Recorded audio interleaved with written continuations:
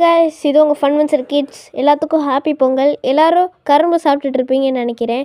First கரும்பை தமிழ்நாட்டுக்கு கொண்டு வந்தவர் அதியமான். அதான் ஔவையார் கூட நெல்லிக்கனி கொடுத்தார்ல, அவர் தான்.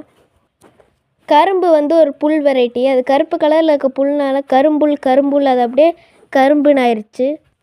1893, 94 காலகட்டத்திலலாம் இந்தியாவில் இந்த கரும்பில் இனிப்பே இல்லை. அதனால் யாரும் அது அவ்வளோவா வாங்கலை. ஃபார்மர்ஸுக்கு லாஸ் ஆச்சு.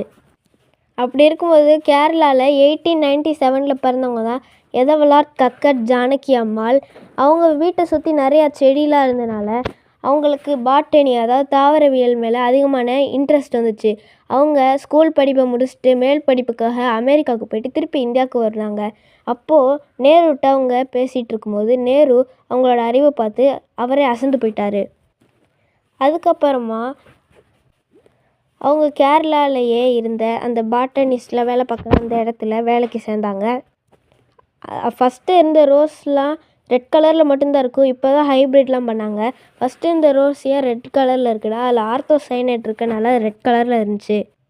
அப்போ கிரிஜா, விரு அப்படிங்கிற 2 பேர் சேர்ந்து அந்த ரோஸை ஹைப்ரிட் பண்ணி எல்லோ கலரில் கொண்டு வந்துட்டு இருக்கும்போது வீரராகவன்கிறவர் இதில் ஜானகி அம்மாலையும் இந்த ரிசர்ச் சேர்த்துக்கோங்கன்னு சொல்லி சேர்த்து அதை அவங்க சக்ஸஸ்ஃபுல்லாக ஹைப்ரிட் பண்ணதுக்கப்புறம் அந்த ரோஸுக்கு ஜானகி அம்மாள் ரோஸ்னே பேர் வச்சாங்க.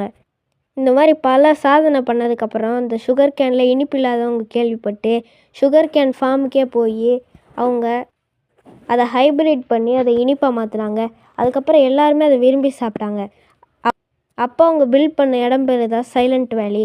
அது ஒரு நேஷ்னல் பார்க். அதில் நிறைய அனிமல்ஸ்லாம் இருக்குது. அப்போ அதில் அவங்களுக்குன்னே ஒரு சின்ன லேப் மாதிரி வச்சுருந்தாங்க. அங்கேருந்து ஒர்க்கர்ஸ் யாரும் கவனிக்காத டைமில் அவங்க அந்த லேப்லேயே இறந்துட்டாங்க.